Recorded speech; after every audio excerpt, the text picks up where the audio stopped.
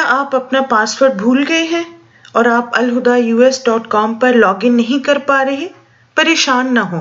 आइए हम आपको बताते हैं कि आप alhudaus.com पे अपना पासवर्ड कैसे रीसेट कर सकते हैं। सबसे पहले आप किसी भी वेबसाइट पे alhudaus.com टाइप कीजिए। अब स्टूडेंट लॉगिन को क्लिक करें। इसमें जहां लॉस्ट योर पासवर्ड लिखा है इसे क्लिक करें। अब आपके सामने ये वेब पेज खुल जाएगा। अब आप अपना वही यूजर नेम या ईमेल लिखें जिससे आपने alhudaus पे अकाउंट क्रिएट किया था और अब रीसेट पासवर्ड को क्लिक करें। आपके सामने ये पेज खुल जाएगा जिस पर ये लिखा है कि आपको पासवर्ड रीसेट की ईमेल भेजी जा चुकी है। अब आप अपनी ईमेल चेक करें। अगर इनबॉक्स में ईमेल ना हो तो जंक या स्पैम फोल्डर को चेक कीजिए।